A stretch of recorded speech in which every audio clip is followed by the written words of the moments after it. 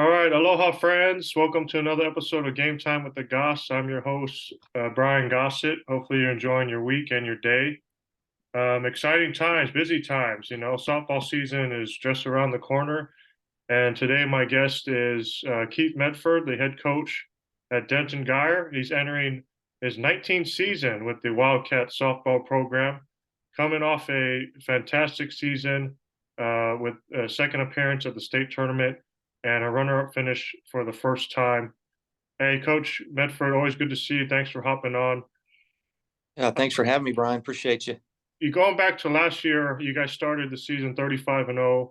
Again, you go to state, I believe, for the first time since 2010. At what point during the season did it feel like this could be a state run? Well, I tell you what, that's hard to say. I think when we got around 20, 25 and 0, we started believing, that we could probably make a trip. Now, it's a lot easier said than done. There's some fantastic teams in the region, and got to be lucky, got to be good. But I knew we had the potential to do it, just because we were deep in the circle, and that always helps.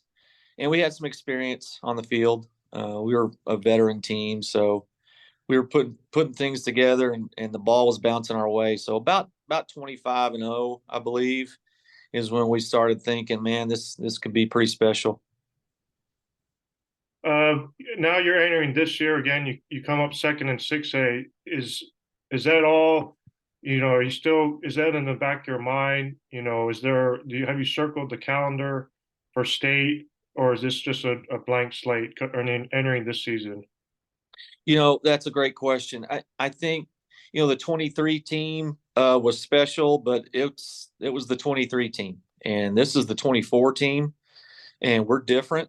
We've got some different players. We still have the same goal. As far as circling the date for the state tournament, of course, it's always in the back of your mind. But yeah, coach speak. We just really try to take one game at a time. And like I said, it would be disrespectful to count out some teams around here. As far as that goes, we know we've got our work cut out for us. Again, we're a different team, and of course that's the goal. But like I said, you got to be lucky and good, and we'll see how it goes. We're going to take it one at a time. Yeah, I mean, you graduated some good kids, including Taylor Pitts and Avery Jefferson, now playing college ball. But you do bring a good amount of experience back. I can think of course, your pitcher, Finley Montgomery, just a sophomore this year, Aaron Peterson at short, Kalen Jones, and a bunch of others. But you kind of mentioned you're going to look like a different team. Just talk about the girls coming back and sort of what do you expect from them? Like I said, we're a veteran team. We're juniors and seniors mostly, and with that comes challenges. You get as a coach, you got to try to motivate these kids every day, because they are veterans and they know a lot. Their softball IQ is through the roof. So again, you have new kids. The team chemistry is always important. That's different this year. Those juniors from last year are now the leaders. They're the seniors. That's a different aspect. They're learning, how they want to lead. So yeah, it's just a different year. The expectation again is very high. We know that. As the great Mike Tomlin said, we do not care. We do not care about rankings.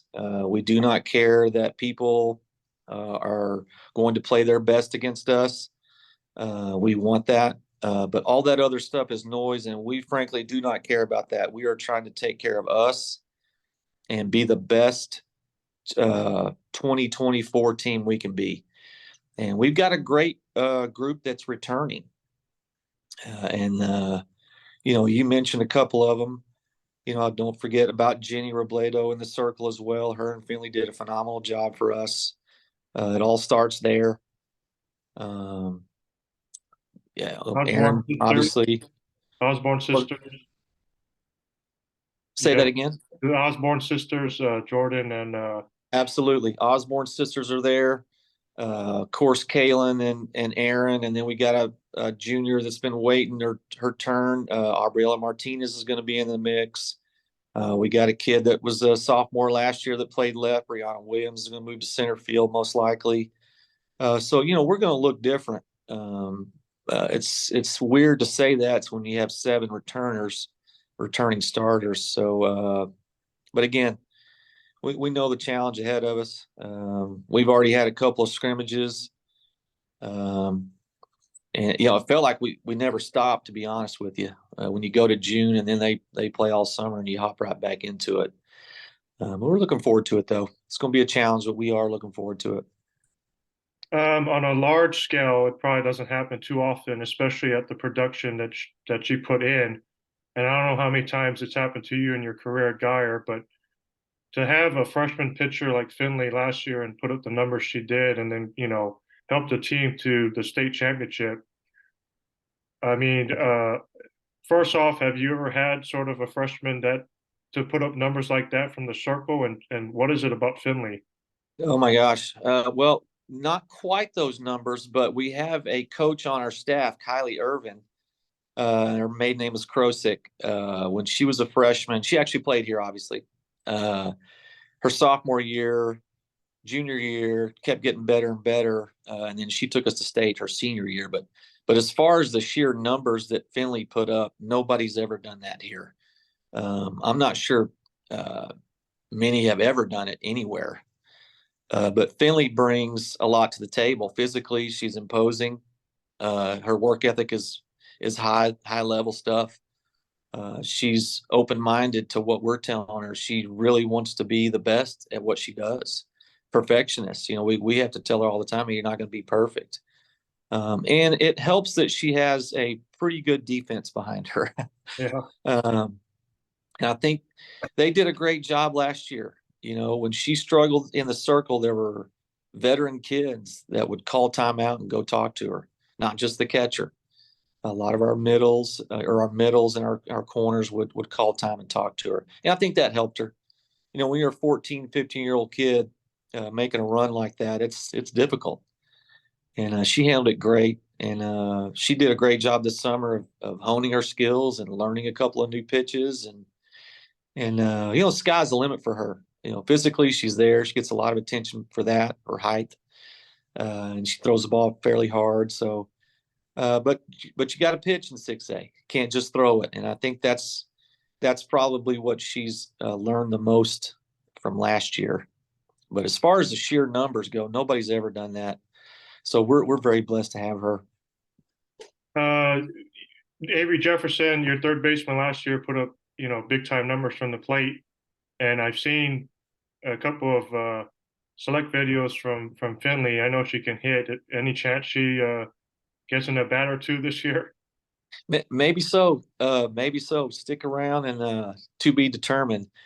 No, I won't. I won't do that to you. Yeah, she's going to get a chance to hit. Absolutely. Gracie Willis at first base is going to be a big factor for us in the middle of that lineup as well. But like I said, we're going to look different. And Finley's going to be a part of that in the batter's box as well as the circle. Talking with Keith Medford, Geyer softball coach. We talked a little bit before we started the interview, but you played some baseball, in high school, not in college, and I know, your daughter growing up, Morgan Medford, obviously played softball, one of the best players. I mean, were you all in on softball? Was there never, you never wanted to be maybe a baseball coach? Was it all softball? I tell you what, that's a funny story. I thought I was going to be a baseball coach, and back to the playing days. Whenever you sit the bench a lot, you learn a lot about how to do things. So good and bad. So I thought I was going to be a baseball coach. When I got out of school, I had an opportunity to go back to Irving High, where I graduated from. And I remember talking to the baseball coach. He said, "I don't have any spots open. You'll be happy to have you after school and you can help out." I was like, okay. And later that day, the softball coach came up and said, "Hey, I'm getting a paid JV coach this year. I know you want to do baseball, but would you consider doing softball for a year? Then, maybe next year you can kind of move on." I said, "Absolutely." And I did it, and I fell in love with it immediately. It was fast paced. The kids were all in on everything that we threw at them. And 3 years later, I was the head coach at Irving High. So, yeah, the path is not always what you plan it to be. So that's my story in a nutshell. But yeah, I was not planning to do it, and then I fell in love with it, and I never turned back after that. Yeah, you coached Morgan in high school. And I've asked, you've probably got this a number of times, but what's that dynamic like coaching your kid? It's the highlight of my professional career, no doubt about it. Very challenging for people that have done it. Coach Bittner at Ryan and I talk a lot. He's done it twice with two of his kids. It's the most challenging part of your professional career, no question about it, and the most rewarding too. You're always going to have, people that question your daughter's ability, why she's playing the position she is, why she's sitting in the lineup, and it's almost like they have to be extra good to prove to the naysayers. But I was very blessed to get to do that. Again, it's very challenging at times. She hears the locker room. Sometimes it's not great, and that's at the end of the day. That's her dad, but she handled it about as good as anybody that's ever done it. There were things that I didn't know about from the locker room, and thankfully, I shouldn't know everything that goes on in there. And Morgan had her own style, her leadership style. That I think what helped her more than anything was she grew up in the dugout, literally, and she watched the kids come through here and how they acted and how they led. And I think she took a little bit of all of that and just kind of formed it into her own. And I was just lucky to be around for the ride. So yeah, it's a different dynamic for sure. But it was so rewarding. I'm forever blessed to get to do that. Well, if there's any naysayers, I think she kind of proved them wrong because she was definitely one of the top, at least shortstops in the state. So, I appreciate that. and you got to kind of spend time with your son too, right? Didn't he? As he's still on Absolutely. football staff. Yeah, he is. He's got a full-time gig here in Denton at Blanton Elementary. So he gets to come out and get his softball fix. And now that one's going to probably be the best coach of us all whenever he ends up finishing his degree and such. But his knowledge is through the roof. Again, I'd love to take credit for that, but that's all him. He's been around. He went to Alabama for a little bit and worked with that softball program under the great coach Patrick Murphy. And he's worked in the select world with Coach Blaskowski and others. But he knows his stuff. Pitching is his specialty. So, like I said, whenever he gets that degree and goes off, whether he's here or wherever else, he's going to be great too. How happy were you that Morgan chose UNT right down the Oh, road? unbelievable. Yeah, thrilled to death. Great times at Tarleton, but for her coming home 15 minutes from home for home games, or less than that actually, uh, that's thrilling for us as a family, and I'm proud of her. That fifth year, that was her decision, and the bottom line is she really wanted a chance to win a ring, and and thank God for UNT. My goodness, there's a wonderful coaching staff that's welcomed her. The players have welcomed her with open arms. The culture there is unbelievable. I couldn't be more thrilled as a dad and a coach, really. But yeah, for her coming home like that, it's pretty amazing for Jennifer and I. Yeah, I know me and Kenny Chocolate Bear are happy too that a little closer drive for us to go watch her play. For sure.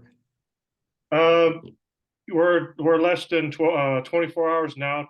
Thursday is realignment day for 24-26, and we talked a little bit, but we don't. No one really knows what's going to happen on Thursday. But I don't know. What's the most likely scenario for Guyer softball next 2 years? Man, I've heard a bunch of different scenarios. I've heard them adding Princeton to our existing district and doing a 9-teamer.